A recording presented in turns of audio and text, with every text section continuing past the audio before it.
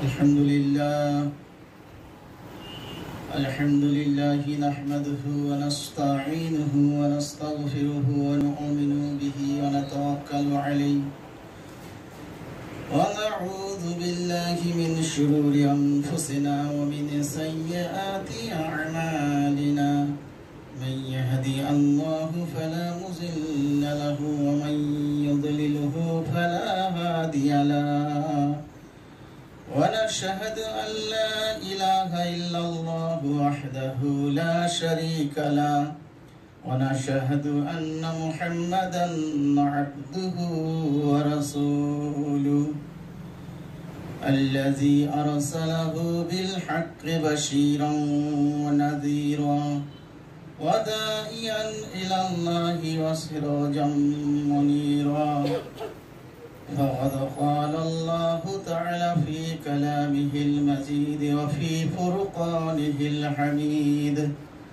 أعوذ بالله من الشيطان الرجيم بسم الله الرحمن الرحيم اليوم أكملت لكم دينكم وأتممت عليكم نعمتي ورضيت لكم الإسلام دين بسم الله الرحمن الرحيم واعتصموا بحبل الله جميعا ولا تفرقوا واذكروا نعمة الله إذ كنتم أعداء فألف بين قلوبكم فأصبحتم بنعمتي إخوانا وكنتم على شفا حفرة من النار فأنقذ منكم كذلك يبين الله لكم آياته لعلكم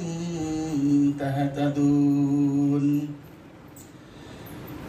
فإن خير الحديث كتاب الله وخير الهدي هدي محمد صلى الله عليه وسلم وشر الأمور محدثاتها وكل محدثات بدعة وكل بدعة ضلالة وكل ضلالة في النار بارك الله لنا ولكم في القرآن العظيم ورفعنا وإياكم والذكر الحكيم جواد ملك بر رؤوف رحيم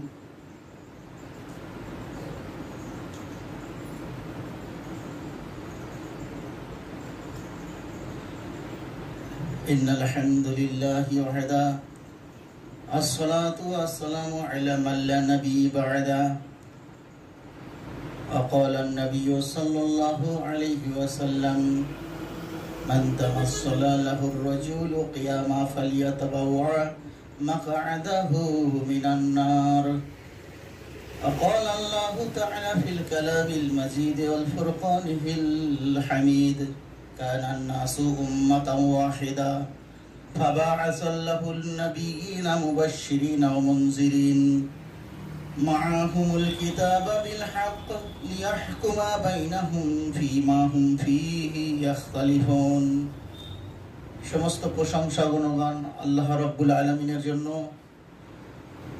যে আল্লাহ রাব্বুল আলামিন আমাদেরকে সুস্থ অবস্থায় সালাত আদায় করার জন্য এখানে একত্রিত করেছেন ছোট্ট করে শুকরিয়া জ্ঞাপন করি আলহামদুলিল্লাহ তারপরে অনেক অনেক শান্তি রহমত বরকত নাজিল হোক আমার আপনার তথা সারা বিশ্বের নবী সৈয়দনা মুহাম্মদ রাসূলুল্লাহ সাল্লাল্লাহু আলাইহি ওয়াসাল্লামের উপর আল্লাহুম্মা সাল্লি আলাইহি আল্লাহুম্মা বারিক আলাইহি মহান রব্বুল আলামিন পবিত্র কালামুল্লাহ শরীফের মধ্যে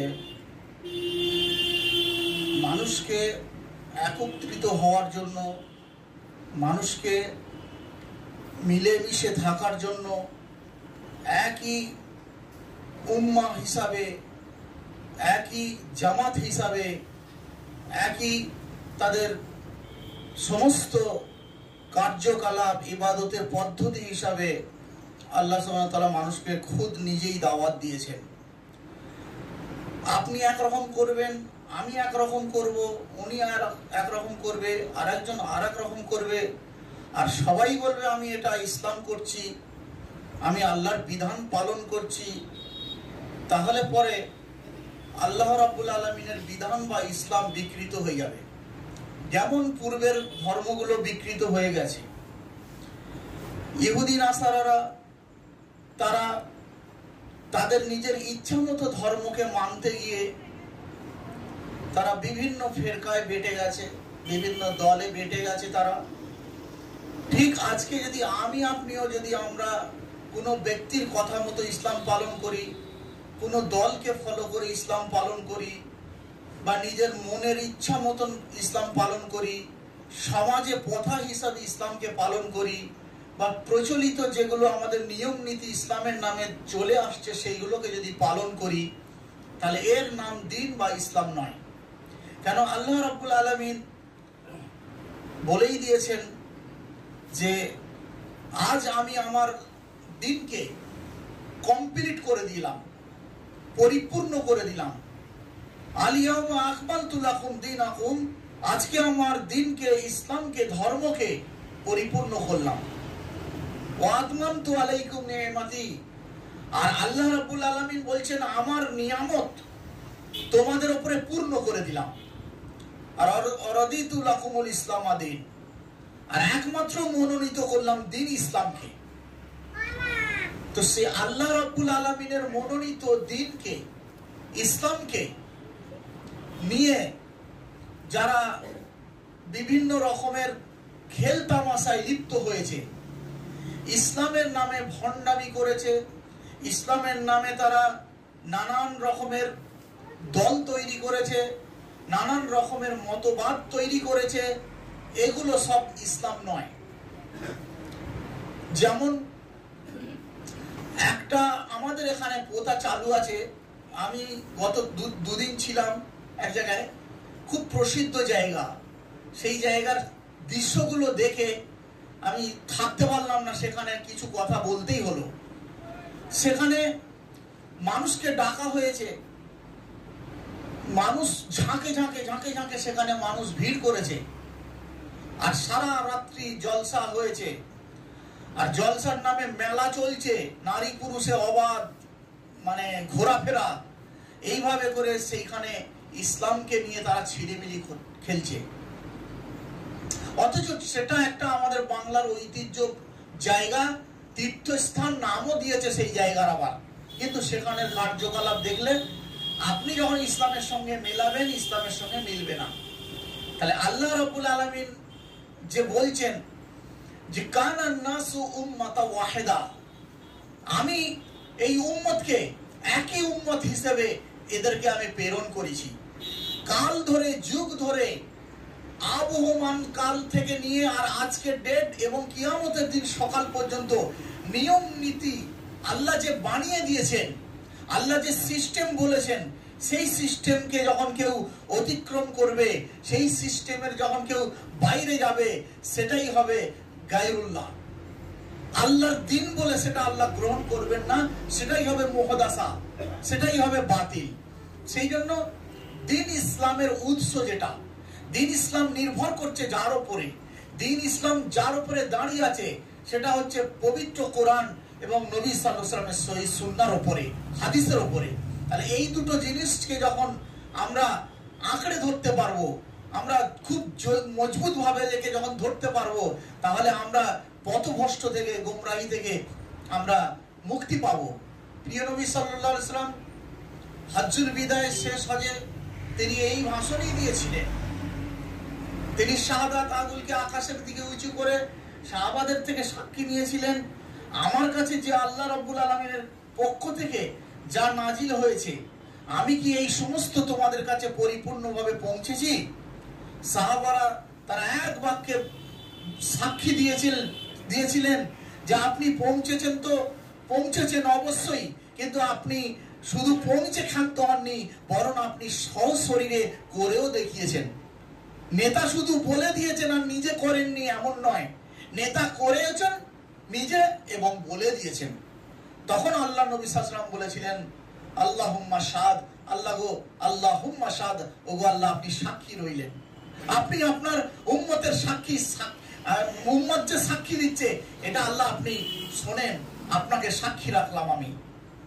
এই জন্য এই উম্মত আল্লাহ তাআলা বলছে ওয়াকাজা আলিকা জাআলনাকুম উম্মাতাও ওয়াসাতাল লিতাকুনু শুহাদা আলান নাস ওয়া ইয়াকুনা রাসূলু আলাইকুম শাহিদা।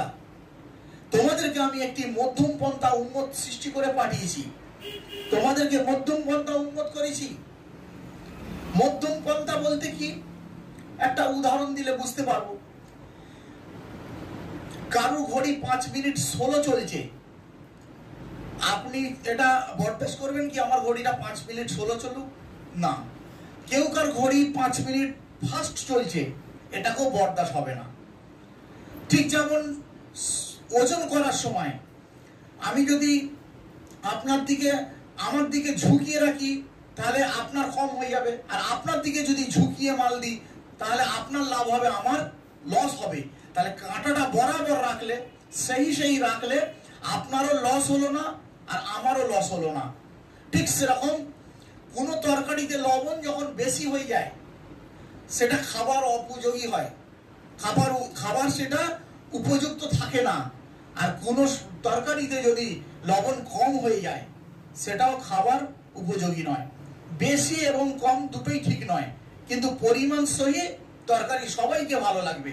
তো এই জন্য আল্লাহ তাআলা বলছে তোমরা কোনো বিষয়ে বাড়াবাড়ি করবে না, তোমাদেরকে মধ্যম পন্থা করেছি, মধ্যম পন্থা উম্মত, তোমরা বাড়াবাড়ি করবে না কোনো বিষয় নিয়ে। তাহলে বাড়াবাড়ি যদি করো তাহলে জেনে রেখে দাও ইহুদিদের সাথে আর তোমাদের সাথে কোনো রূপ পার্থক্য থাকবে না। সেই জন্য আল্লাহ তাআলা এগুলো আগে থাকতে আমাকে সতর্ক করেছে। কোরআনে কারিমে আল্লাহ তাবারক তাআলা এই উম্মতকে সতর্ক করতে গিয়ে ইহুদিদের বহু দৃষ্টান্তগুলো আমাদের সামনে পেশ করেছেন। ইহুদিরা দাবি করত যে আমরা ছাড়া অন্যরা জান্নাতি হতে পারবে না, আমরা ছাড়া আর কেউ জান্নাতে যাবে না, অতএব আমাদের ধর্মে যদি ফিরে আসো তাহলে তোমরা জান্নাতি হতে পারবে, আমাদের মতবাদ যদি তোমরা গ্রহণ করো তাহলে তোমরা জান্নাতি হতে পারবে, আমাদের কৃষ্টি কালচারটাকে তোমরা যদি মেনে নাও তোমরা জান্নাতি হতে পারবে। তারা বলেছিল অকালু লা ইয়াদখুলাল জান্নাহ, ইহুদিরা বলতো কেউ জান্নাতে যাবে না, ইল্লা মান কানা হুদান আও নাসার, যতক্ষণ সে ইহুদি কিংবা নাসারাদের ধর্মকে না গ্রহণ করবে ততক্ষণ জান্নাতে তারা যেতে পারবে না। আল্লাহ বললেন তিলকা মানিয়ুহুম কুল হাতু বুরহানাকুম ইন কুনতুম সাদিকিন, তোমরা যদি তোমাদের দাবিতে সত্য হও তবে তোমরা উপযুক্ত প্রমাণ নিয়ে আসো, একটি দলিল তোমরা পেশ করো যে কোথায় আল্লাহ এই কথা উল্লেখ করে বলেছে যে ইহুদি না হলে জান্নাতে যাবে না, নাসারা না হলে জান্নাতে যাবে না, এমন একটি ওহী ভিত্তিক দলিল তোমরা পেশ করো। তারা দলিল পেশ করতে পারেনি। আল্লাহ তাবারক তাআলা বললেন বালামান আসলামা ওয়াজহাহু লিল্লাহি ওয়া হুয়া মুহসিনুন ফালাহু আজরুহু ইনদা রাব্বিহি ওয়ালা খাউফুন আলাইহিম ওয়ালা হুম ইয়াহজানুন, যে কেউ নিজের ইচ্ছাকে আল্লাহর কাছে সমর্পণ করেছে, সঁপে দিয়েছে, আত্মসমর্পণ করেছে, তার জন্য কোনো ভয় নেই, তার জন্য রয়েছে জান্নাত। ফালাহু আজরুহু, পুরস্কার, ইনদা রাব্বিহিম, রবের নিকট পুরস্কার তাদের জন্য রয়েছে। ঠিক একই দাবি তারা বলেছিল আমরা ছাড়া কেউ আল্লাহর ওলি নয়, আমরাই আল্লাহর ওলি। ইয়া আইয়ুহাল্লাযিনা হাদু, তারা বলেছিল ইয়া আইয়ুহাল্লাযিনা হাদু ইন যাআমতুম আন্নাকুম আউলিয়াউকুম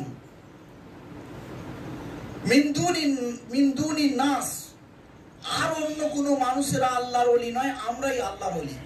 তখন আল্লাহ তাদেরকে বলেছিল ফাতামান্নাউল মাউতা ইন কুনতুম সাদিকিন, তোমরা মৃত্যু অবধি শুধু ধৈর্য ধরো, মৃত্যু অবধি তোমরা অপেক্ষা করো, তোমাদের মৃত্যুর পর তোমরা বুঝতে পারবে তোমরা আল্লাহর ওলি না অন্যরা আল্লাহর ওলি। কারা আল্লাহর ওলি তোমাদের ঘরে সেই দিনে জানিয়ে দেওয়া হবে। এখন তুমি মুখে দাবি করছো আমরাই আল্লাহর ওলি, বাকিরা আল্লাহর ওলি নয়, কিন্তু মৌত পর্যন্ত তোমরা অপেক্ষা করো সত্যবাদী হও যদি, আল্লাহ বলে দিলেন। তাহলে আজকে সেই সময়কার পরিস্থিতি আর আজকের পরিস্থিতি যদি আমরা এক টালি করতে থাকি, তাহলে অনেকের সঙ্গে এইগুলো লাগু হবে, মিলে যাবে, এই কথার সঙ্গে সাদৃশ্য হয়ে যাবে। আজকেও সেই পরিস্থিতি, সেই সিচুয়েশন, সেই একই স্টাইলে চলে আসছে যুগ যুগ ধরে। দেখতে পাননি আমাদের সামনে কত দরগা, কত মাজার তৈরি হয়েছে? যে নবীকে প্রেরণ করছে আল্লাহ পৃথিবীর মাটি থেকে মূর্তিকে আর মাজারকে নস্যাৎ করার জন্য, ধ্বংস করার জন্য, মাটির সঙ্গে প্রেরণ করার জন্য, সেই উম্মত হয়ে আজকে মাজার তৈরি করে সেখানে মেলা লাগাচ্ছে, পুজো লাগাচ্ছে, আর বলছে আমরাই ওলি, আমাদের মতবাদ গ্রহণ করো তবে জান্নাতে যেতে পারবে, না হলে মুক্তি পাবে না, আমাদের মধ্যে আসতে হবে। এগুলো কারা বলছে? পবিত্র কোরআনের সঙ্গে তাদের কি মিল আছে দেখুন। কোরআন হাদিস বলতে যাবেন, আপনার কল্লা রাখবে না, তারা আলাদা করে দেবে দেহ থেকে, বলবার আইন নেই। সেখানে যদি আপনি আমি যাই, আমাদেরকে আগে প্রশ্ন করবে, হ্যাঁ বাবা জিয়ারত করে এসছো দরবার শরীফে? বলবে না বাবা আসরের ওয়াক্তটা বয়ে যাচ্ছে, নামাজটা আসরের পরে আমার কাছে এসছো তো? বলবে না। জোহরের ওয়াক্তে গেছেন, বলবে বাবা জিয়ারত করেছো আগে। তাদের কাছে জিয়ারতটা বড়, তাদের কাছে পীরের দর্শনটা বড়, নামাজটা বড় নয়। তাদের কাছে পয়সাটা বড়, ইসলামটা বড় নয়। ইসলামের নামে তারা ভণ্ডামি করে কোটি কোটি মানুষের ঈমানকে তারা নষ্ট করে দিয়েছে, খেয়ে নিয়েছে। কজন মুসলমানের ঈমানকে ধ্বংস করেছে।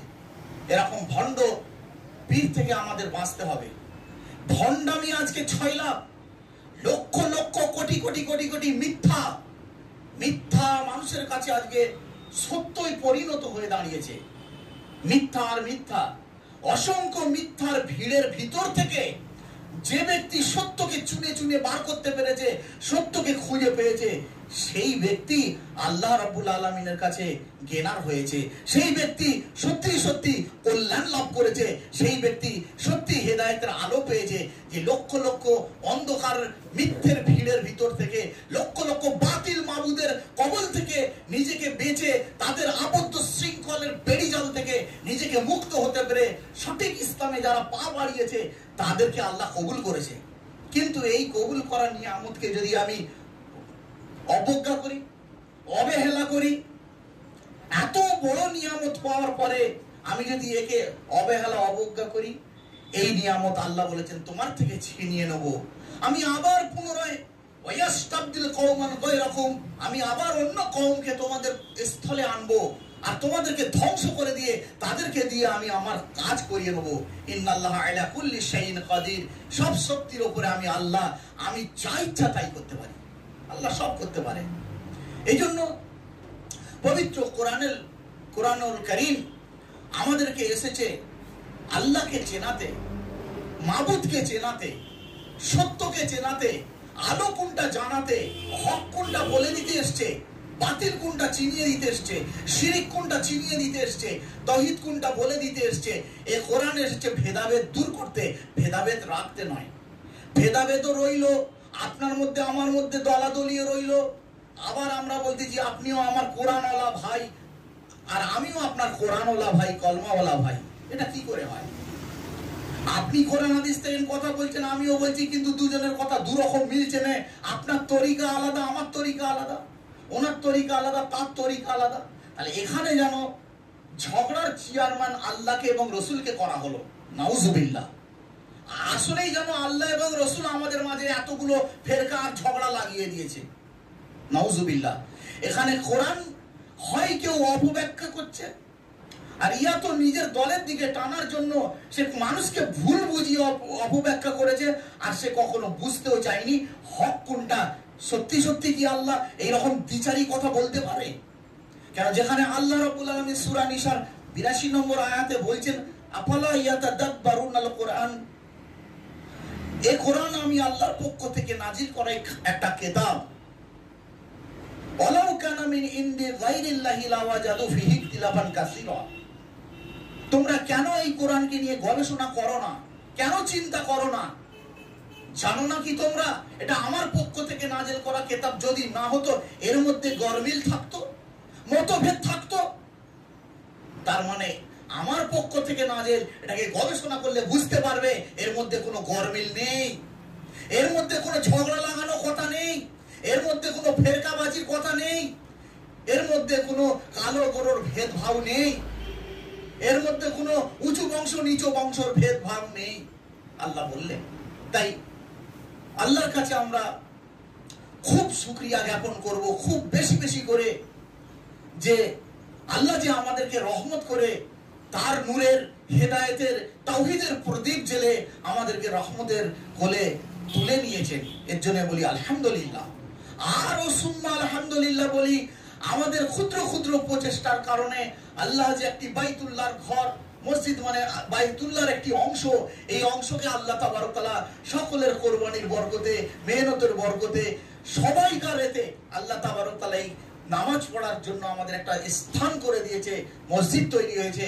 এই মসজিদকে যেন আমরা সকলে মিলে আল্লাহর ভালোবাসা দিয়ে আল্লাহ রব্বুল আলামিনকে খুশি করার জন্য আমরা ইবাদত করতে পারি, নামাজ 5 ওয়াক্ত বাজামাত ওই মসজিদে গিয়ে আদায় করতে পারি, এটা আমরা প্রতিজ্ঞা করি মনে মনে। আর আমরা যখন যেমন হবে, এখন মসজিদের কাজ মাত্র 30 পয়সা হয়েছে, 70 পয়সার কাজ বাকি আছে টোটাল 30 পয়সা। আমরা হয়তো ভাবছি ঢালাইটা হয়ে গেছে, বড় কাজ হয়ে গেল, অবশ্যই বড় কাজ আল্লাহ করিয়ে দিয়েছে, কিন্তু আরো বহুত আনুষঙ্গিক কাজগুলো বাকি রয়েছে, যেগুলো হিসাব করলে 50% অনেকটাই বেশি খরচা এখন আছে। তা আমরা যেভাবে দিয়ে সহযোগিতা করে আল্লাহর ঘরকে খাড়া কর আল্লাহ আমাদের দ্বারাই করিয়ে নিয়েছে, আরো যে সব কাজগুলো বাকি আছে আমরা হিম্মত হারা না হয়ে আমরা যখন যেমন পারবো, যতটা পারবো বেশির বেশি দিয়ে সেইটাকে কমপ্লিট করার চেষ্টা করব ইনশাআল্লাহ। আল্লাহ রাব্বুল আলামিন আমাদের চেষ্টাকে, আমাদের সমস্ত কিছুকে, আল্লাহ তোমার জন্য যেটা করেছি সেটাকে তুমি কবুল করে নাও। আল্লাহ এমন কোনো আমাদের সৎ নেক আমল নেই যে আমল দিয়ে তোমাকে খুশি করতে পারি, রাজি করতে পারি। আল্লাহ আল্লাহ তুমি এমনি আর রাজি খুশি হয়ে যাও আমাদের উপরে। হে আল্লাহ রাব্বুল আলামিন, বাচ্চা ছেলে ঝোঁক ধরলে, অনেক কাঁদলে মা 1 টাকা দিয়েই দেয়। আল্লাহ রাব্বুল আলামিন, তোমার কাছে আমরা আশা করছি এইটুকু আমাদের পরিপূর্ণ ঈমান দাও।